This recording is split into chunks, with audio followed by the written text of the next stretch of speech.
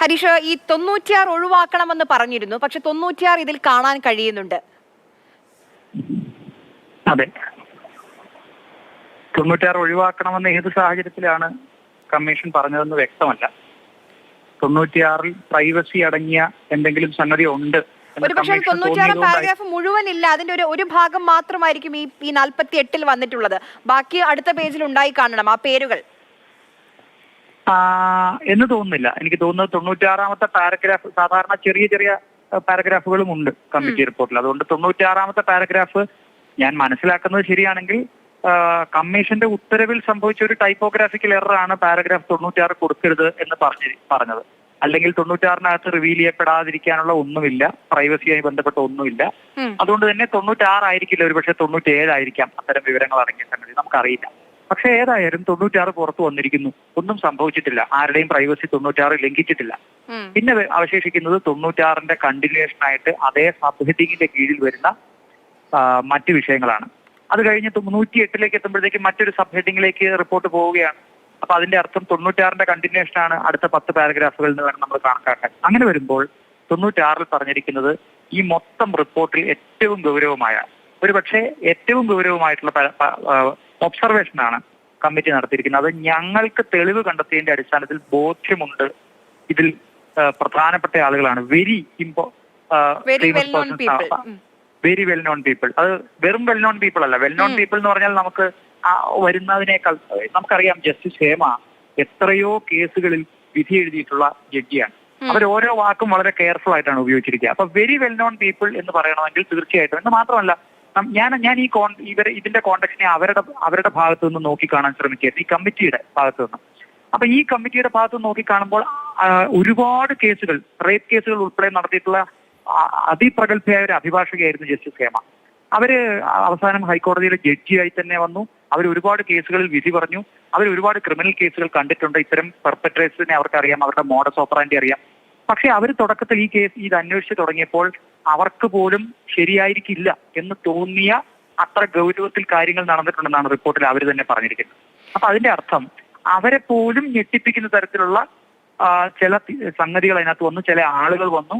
അതുകൊണ്ടാണ് ഈ very well known persons and named before the committee, അവരുടെ പേര് വിവരങ്ങൾ ഈ കമ്മിറ്റിക്ക് മുമ്പാകെ പറഞ്ഞു. ഞങ്ങൾക്ക് ആരെയും പേരെടുത്ത് അധിക്ഷേപിക്കണമെന്നില്ല എന്ന് പറഞ്ഞാണ് ഇതിന് രണ്ടാമത്തെ വാചകമുണ്ട് ഹരീഷ്. അതായത് we have no reason to disbelieve what was stated before us regarding sexual harassment. നമ്മൾക്ക് അറിയാമല്ലോ, ഈ ഓഡിയോ തെളിവുകളും വീഡിയോ തെളിവുകളും വാട്സ്ആപ്പ് ചാറ്റുകളും ഒക്കെ ഉണ്ട്. അപ്പോൾ കൃത്യമായി ആ ഹേമ കമ്മിറ്റിക്ക് ബോധ്യപ്പെട്ടിരിക്കുന്നു, അവരുടെ മുന്നിലേക്ക് എത്തിയിരിക്കുന്ന പരാതികളൊന്നും കളവല്ല എന്നുകൂടി എഴുതിയിട്ടുണ്ട്.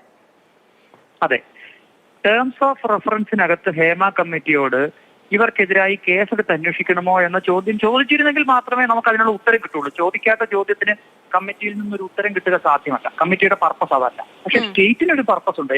എന്റെ ഇതിനകത്ത് പ്രധാനപ്പെട്ട പ്രശ്നം, ജൂലൈ 18-ാം തീയതി കൊടുക്കാമെന്ന് സ്റ്റേറ്റ് പബ്ലിക് ഇൻഫർമേഷൻ ഓഫീസർ തീരുമാനിച്ച് ഉത്തരവിറക്കിയ ഒരു വിവരം ഒരു മാസം കഴിഞ്ഞ് വിവാദമായപ്പോൾ ഇത് പ്രസിദ്ധീകരിക്കുമ്പോൾ കൊടുക്കണ്ട എന്ന് തീരുമാനിക്കുന്നത് ആര്? സ്റ്റേറ്റ് പബ്ലിക് ഇൻഫർമേഷൻ ഓഫീസർക്ക് പറ്റിയ പിഴവാണോ? ആണെങ്കിൽ അവർക്ക് 24 മണിക്കൂറിനകം തിരുത്താം. അല്ല, അവരിത് കൊടുക്കില്ല എന്നാണ് പറയുന്നതെങ്കിൽ അവർക്ക് ഒരു റിവ്യൂ അധികാരവുമില്ല. അവരുടെ ഉത്തരവിൽ തെറ്റുപറ്റിയതാണ്, ഞങ്ങൾ ഈ പാരഗ്രാഫ് കൂടി പിടിച്ചു വെക്കുകയാണെന്ന് പറയാനുള്ള ഒരു അവകാശവും അവർക്കില്ല. കാരണം അവരുടെ ഓർഡർ ഇടുന്നതോടുകൂടി അവർ ഫങ്ക്ടസ് ഒഫീഷ്യലായി മാറി. അവർക്ക് റിവ്യൂ അധികാരമൊന്നും അവരുടെ ഓർഡറിനെ സംബന്ധിച്ചില്ല.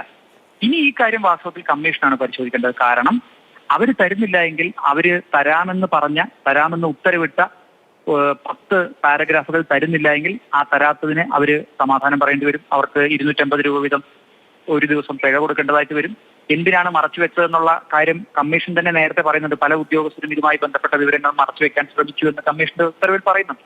അപ്പൊ തീർച്ചയായിട്ടും ഇതിനകത്ത് വേറെ മറയ്ക്കാനും ഒളിക്കാനും ഒന്നും ഇല്ലെങ്കിൽ തീർച്ചയായിട്ടും അത് ഈ സമയത്തിനകം തന്നെ അവർക്കത് പുറത്തുവിടാവുന്നതാണ്. അത് വിടുന്നില്ല എങ്കിൽ അതിനകത്ത് ഗൗരവ സ്വഭാവമുണ്ട്. കാരണം പാരഗ്രാഫ് 96 പറയുന്നതനുസരിച്ചാണെങ്കിൽ ആരാണ് ഈ 15-അംഗ ക്രിമിനൽ സംഘം? സർക്കാരിനേക്കാൾ ശക്തരായിട്ടുള്ള ഈ സംഘം ആരാണ്? അവരും സർക്കാരും തമ്മിൽ എന്തെങ്കിലും നെക്സസ് നടന്നിട്ടാണോ ഒരു മാസം കൊണ്ട് കൊടുക്കാമെന്ന് പറഞ്ഞ സംഗതി കൊടുക്കാതെയായത്? അത് മാത്രമല്ല, 96 കഴിഞ്ഞ് പിന്നെ നമ്മൾ കാണുന്നത് 54-ാം പേജിലെ 108-ഉം 109-ഉമാണ്. ഈ 96 കഴിഞ്ഞ് ബാക്കി 108 വരെ കൊടുക്കണ്ട എന്ന് കമ്മീഷണർ പറഞ്ഞിട്ടില്ല. അത് പിന്നെയും സ്ക്രൂട്ടനൈസിംഗ് ചെയ്ത് വേണമെങ്കിൽ എന്നുള്ളതാണെന്ന് തോന്നുന്നു. അപ്പോൾ കമ്മീഷണർ പരിഗണിച്ചതിൽ കൂടുതൽ സ്വകാര്യതയുണ്ട് എന്ന് ഓഫീസർ തീരുമാനിക്കുകയാണോ? ഓഫീസർക്ക് അങ്ങനെ തീരുമാനിക്കാം. ഓഫീസർ അങ്ങനെ തീരുമാനിച്ച ശേഷം ജൂലൈ 18-ാം തീയതി ഒരു ഉത്തരവ് ഓഫീസർ ഇറക്കുന്നുണ്ട്. അത് ഈ 5 പരാതിക്കാർക്കും അവർ കോപ്പി അയക്കുന്നുണ്ട്. അതാണ് അതിന്റെ പരാതിയിലെ അന്തിമമായ ഉത്തരവ് എന്ന് പറയുന്നത്. പബ്ലിക് ഇൻഫർമേഷൻ ഓഫീസറുടെ ജൂലൈ 18-ന്റെ ഉത്തരവാണ് ഇത് സംബന്ധിച്ച അവരുടെ അന്തിമമായ ഉത്തരവ്. ആ ഉത്തരവിൽ തന്നെ അവർ 96 മുതൽ 107 വരെയുള്ള പാരഗ്രാഫുകൾ കൊടുക്കാവുന്നതാണ് എന്നാണ് പറയുന്നത്. കൊടുക്കരുത് എന്ന ലിസ്റ്റിൽ അത് പെടുത്തിയിട്ടില്ല. അപ്പൊ അവരുടെ തീരുമാനത്തിന് വിരുദ്ധമായി, അവരൊരു സാധാരണ അണ്ടർ സെക്രട്ടറി ആയിട്ടുള്ള ഒരു ഓഫീസറാണ്, അവരുടെ തീരുമാനത്തിന് വിരുദ്ധമായി ഇത് കൊടുത്ത ആളുകൾ ഇത് കൊടുക്കണ്ട എന്ന് തീരുമാനിച്ചെങ്കിൽ അത് എക്സ്ട്രാ ജുഡീഷ്യൽ, എക്സ്ട്രാ ഗവേണൻസ് ആയിട്ടുള്ള ഒരു അധികാരമാണ് അതിനകത്ത് പ്രയോഗിച്ചിരിക്കുന്നത്. അത് നിയമവ്യവസ്ഥയുടെ അട്ടിമറിയാണ്. എന്നെ ഓർമ്മിപ്പിക്കുന്നത് വാസ്തവത്തിൽ 20 വർഷക്കാലം മുമ്പ് ഐസ്ക്രീം പാർലർ കേസ് അന്വേഷിച്ച ശേഷം ഐസ്ക്രീം പാർലർ കേസ് അട്ടിമറി കേസ് ഇതിനേക്കാൾ, ഒറിജിനൽ കേസിനേക്കാൾ വലിയ കേസായി മാറി. ദിലീപിനെതിരായിട്ടുള്ള കേസ് ഒരു ഘട്ടത്തിലെത്തിയപ്പോൾ വിചാരണ നടക്കുന്നതിനിടയിൽ തന്നെ ആ കേസ് അട്ടിമറിക്കുന്ന കേസ് അതിലും വലിയ കേസാണെന്ന് പറഞ്ഞുകൊണ്ട് പോലീസ് പ്രോസിക്യൂഷൻ കോടതിയെ സമീപിക്കുന്ന സ്ഥിതി ഉണ്ടായി. നമ്മുടെ നിയമ സംവിധാനം പറയുന്നത് ഇരയ്ക്ക്, അതിജീവിതയ്ക്ക് സംരക്ഷണം നൽകണം, അവരുടെ ഐഡന്റിറ്റി രഹസ്യമാക്കി വെക്കണം, അത് സൂക്ഷിക്കണം, അവർക്ക് പ്രൊട്ടക്ഷൻ നൽകണമെന്നല്ലേ? അല്ലാതെ ഇവിടെ ഈ ചൂഷണം ചെയ്യുന്ന വേട്ടക്കാർക്ക് സംരക്ഷണം നൽകണമെന്ന് നമ്മുടെ നിയമ സംവിധാനം പറയുന്നില്ലല്ലോ ഹരീഷ്. ഒരിടത്തുമില്ല. ഇതിനകത്ത് പ്രതി ചേർക്കപ്പെടേണ്ടവരോ അല്ലെങ്കിൽ ഇപ്പൊ അവരുടെ വേർഷൻ കേൾക്കാതെയാണ് ഈ കമ്മിറ്റി ഈ തീരുമാനത്തിലെത്തിയിരിക്കുന്നത്. അതുകൊണ്ട് തീർച്ചയായിട്ടും അവരുടെ വേർഷൻ കേൾക്കേണ്ടതുണ്ട്. പക്ഷെ അപ്പോൾ പോലും ഞങ്ങൾക്ക് ബോധ്യമുണ്ട് ഇവിടെ ചില സംഗതികൾ നടന്നിട്ടുണ്ട് എന്നൊരു കമ്മിറ്റി പറയുമ്പോൾ അതിൽ ആർക്കെതിരായിട്ടാണ് ഈ പരാതികൾ വന്നിരിക്കുന്നത് എന്ന കാര്യം തീർച്ചയായിട്ടും അത് പറഞ്ഞ ആളുകളുടെ പ്രൈവസി പ്രൊട്ടക്ട് ചെയ്യപ്പെടണം. അതിലൊരു തർക്കവുമില്ല. പക്ഷേ ആർക്കെതിരായിട്ടാണ് ഇത് വന്നത് എന്നുള്ള കാര്യം സർക്കാർ അന്വേഷിക്കാൻ, നമ്മളോട് പറഞ്ഞില്ലെങ്കിലും അത് അന്വേഷിക്കാനുള്ള ഉത്തരവാദിത്വം സർക്കാരിനുണ്ട്. ഇവിടെ ഇത് മറച്ചു വെക്കുന്നത് എന്തിനാണ് എന്നുള്ളത് സർക്കാർ പറയണം. ഏതായാലും അത് ഇരകളുടെ സഹായത്തിനല്ല. അതാണ് ഏറ്റവും പ്രധാനപ്പെട്ട പോയിന്റ്. ഇത്രയധികം 4.5 വർഷം കാലം മുൻപ് കൈമാറിയ റിപ്പോർട്ടാണ്. എത്രയോ പ്രയാസപ്പെട്ടാണ് ഇപ്പോൾ ഒടുവിൽ ഇത്രയുമെങ്കിലും പുറത്തു വന്നിട്ടുള്ളത്. അപ്പോൾ ഇത്രയധികം ചൂഷണം നടന്നുവെന്ന് വെളിവാക്കുന്ന ഭാഗങ്ങൾ ഉണ്ടായിട്ടും, മൊഴികൾ ഉണ്ടായിട്ടും, അത് കമ്മീഷന് ബോധ്യപ്പെട്ടുവെന്ന് പറഞ്ഞിട്ടും, തെളിവുകൾ ഉണ്ടായിട്ടും, ഓഡിയോ വീഡിയോ വാട്സ്ആപ്പ് തെളിവുകൾ ഉണ്ടായിട്ടും എന്തുകൊണ്ട് ഒരു നടപടിയും സ്വീകരിക്കുന്നില്ല? ഈ ശുപാർശകളിൽ പോലും നടപടി സ്വീകരിക്കാതെ എന്തുകൊണ്ട് കൈയും കെട്ടിയിരിക്കുന്നു സാങ്കേതികത്വം പറഞ്ഞ് എന്നുള്ളത് വലിയ ചോദ്യമായി അവശേഷിക്കുകയാണ്. വളരെയധികം നന്ദി ശ്രീ അഡ്വക്കേറ്റ് ഹരീഷ് വാസുദേവൻ സംസാരിച്ചതിന്.